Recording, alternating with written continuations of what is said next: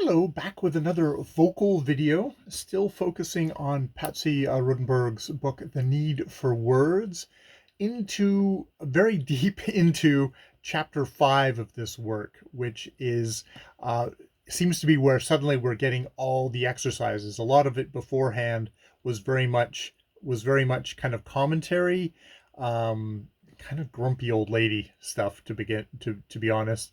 And now we've got the last two chapters. This is the second to last chapter. Chapter 5 is the second to last chapter, where I think chapter 6 is just going to be text to work with. But this chapter 5 is definitely, I guess I'm getting my money's worth finally. It's one of these books where you think, could this have just been chapter 5 and it would have been a pamphlet and she would have never been able to sell it? So she put in all this other stuff.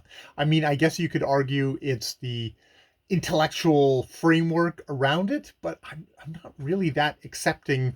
I don't find it that interesting. I find it rather reactionary. Okay, but that said, that little my own editorial out of the way, which this is just for myself, so I can editorialize all I want. This particular section is talking about the length of thought in chapter 5, and that the fashion is for short, sharp thoughts that lack depth and complexity. They close down, not open out.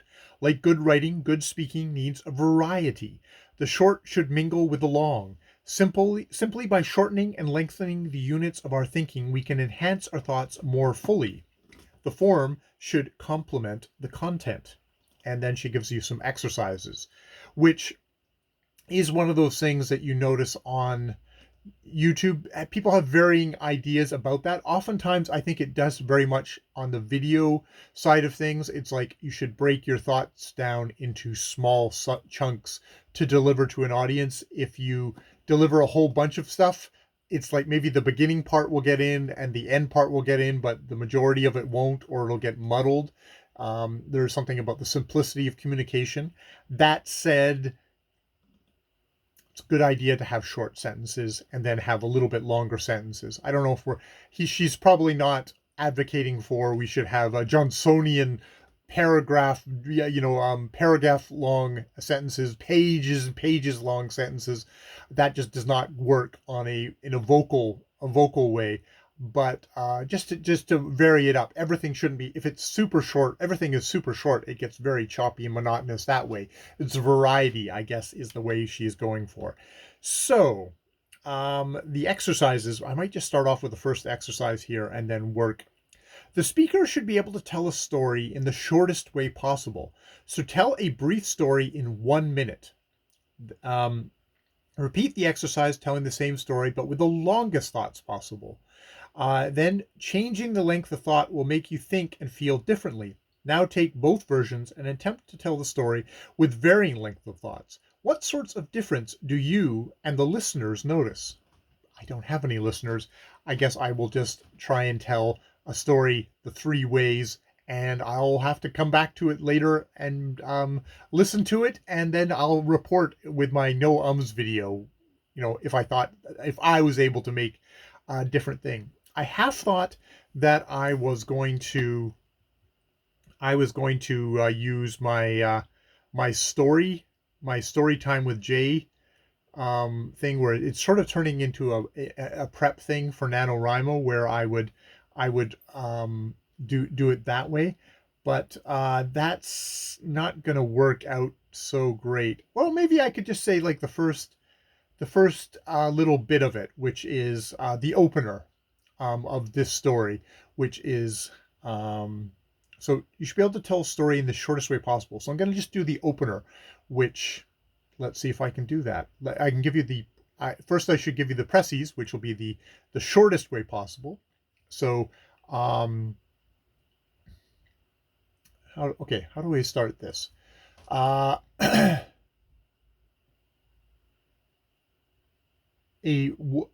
woman raises her boy in a medieval village. Her husband died some years before, making her promise to raise the boy without the violence that they both were accustomed to as ex-soldiers. They, God damn it, with ex-soldiers. So see, this is I'm doing this. It's already too long. Woman raises boy in a medieval village, trying to stay on the straight and narrow, teach the boy non-violent ways, and to grow up to be a good boy. And of course, someone from a 1-8 something hundred number is calling me, so I'm just going to ignore that. See if that'll work without. Okay. Trying to raise as good as they can. Evil Lord from who rules this area has taken note of the boy and decides to steal him away. Sends men to come and snatch him. Snatches him while he's playing. He's by himself down by the water, getting water. God damn, this is still already too long. Takes him to the prince. Mother goes to the prince to demand her son back. He doesn't. He laughs at her. She slugs him. He has his henchmen take her up to a thing to kill her.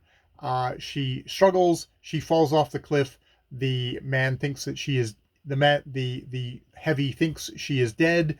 But she's actually bounced off a couple of trees, come to a landing on the thing, actually knocked a bear off as she did. Gets up, kind of backing away from the bear, at which point she gets knocked unconscious by a band of passing pirates and is taken away. So that's, God damn it. See, that is, oh, see, now that in itself is a, not, oh, God damn it. I'm doing all sorts of things here, getting distracted all sorts of ways. I don't know if that's the shortest way of telling that story. What's the shortest way of telling that story? The shortest way of telling that story would be, boy is kidnapped away from his mother by evil Prince Horkon. Mother tries to get boy back, but mother is taken away to be killed. Falls off a cliff, is presumed dead, but has been captured by pirates. There, that is telling that story as short as the shortest way possible. Now, the first version was probably going the thoughts was getting the thoughts a little bit longer, where you could say, in a kind of your classical fantasy ye olde medieval realm, a woman raises her son as best she can, trying to steer her away from a life of violence which she and her now dead husband had resolved to stay away from. And indeed, the husband had gotten a promise from the mother to not go back to violence and to not let her son fall into those kind of violent ways. However, this plan is disrupted because the local prince, a ruthless man who can't have children of his own, notices the young boy and what a fine kind of specimen he is, and says, I'm going to take this young lad as my heir. So he kidnaps him.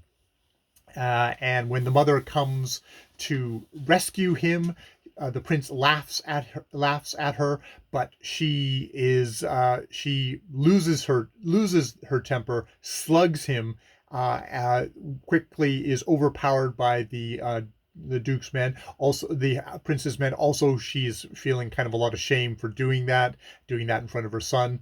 So it doesn't maybe put up as much of a fight as she could actually do, and is dragged away to be killed. At the top of this mountain. A struggle ensues. She and the man, battle back and forth. Him laughing at her, taunting about her husband. She ends up going over the side of a cliff, and the heavy Tartan, the guy, thinks, I can hear, he hears crashing, and then he hears something heavy slam into the ground but below, and goes, she's dead. And indeed, when he goes down to investigate, he'll find like a copious amounts of blood. So he assumes that she's been killed, and that it looks like there's bear tracks, that her body has been consumed by bears. What actually happened is she fell off the cliff and knocked the bear out of its perch, slamming onto the ground. The bear did bleed a little bit, but was only stunned. She gets down, is like, oh god, and like, I need to get to my son, but passing pirates knock her unconscious, which is easy to do since she's pretty woozy from her fight, and they take her away to sell her into slavery, getting her on their ship and sailing off. Dun dun dun. So that would be I guess the longest thoughts possible. I don't know if it's the longest thoughts possible. It's the longest thoughts I could think of. And then, oh god, and then you would do some kind of mixture. You would do some kind of mixture of the two, which would be what would it be? How do you start it off? I guess you'd start off with like, it is a idyllic fantasy medieval world where a woman and her son are doing the best, living their best life, growing food in idyllic stuff. But her husband made her promise never to go back to a life of violence. She tries to do this. She is off hunting when her son is clubbed over the head and taken away by the Prince Horkon's evil minion. Prince Horkon cannot have a child and has determined that Petey will be his new heir. She learns of this, quickly goes to demand her son back. But the prince, looking down his long nose at her, sneers and laughs at her and says, "You aren't worthy of it. You were kick-ass kind of violent person, but you've gotten weak and soft, just like your husband did." At which point she slugs him, feels horrible about it. Petey is quite shocked, and she's so kind of consumed with a little bit of shame there that the men are able to quickly overpower her, bind her, and Prince Horkon says, go and take care of her, something like that. And with Petey shrieking, she's taken up to the top of a very high peak, ragged peak. There's you can see in the distance there's dragons, there's Rainbow Bridge, there's all sorts of natural wonders, and Tartan is taken her up here to kill her, but she breaks free. A struggle ensues, and she ends up going over the cliff, tumbling, and whacking into a bear who's sitting on the thing, which makes a smashes into the ground, cutting itself. She luckily is able to get down the tree, still kind of concussed and all that, but makes it down the tree, and is like, oh, I need to get things together. At which point she is knocked over the head by pirates and spirited away onto their slaver ship, where she will be sold off to merchants in some foreign land, leaving her poor son at the mercies of Prince Horkon. And that is, so that's the various versions. I don't know if I've really, it's hard when you're doing it vocally, whether I'm hopefully making small little choices, small little interjections, and then a little bit longer, though I'm doing it vocally, so it's hard to kind of want to go long. You want to kind of keep it a little bit more short. So that is the first exercise of helping with length. The next, they've got a couple of other things, which is tell a long rambling joke. And then the next one is try and keep the attention of the group while you debate an issue. And the group can heckle if they sense you have stopped thinking. Oh God. So I can't do that, and I don't know how many jokes I have, but I will try. I will try next time. I'm just going through, turning on the camera and trying to work through the exercises and see what I get out of them. If anything, it gives me like, oh, that's what she's talking about in a very concrete, I can feel it kind of manner. All right. I have been Jay. This has been a vocal video. More videos later.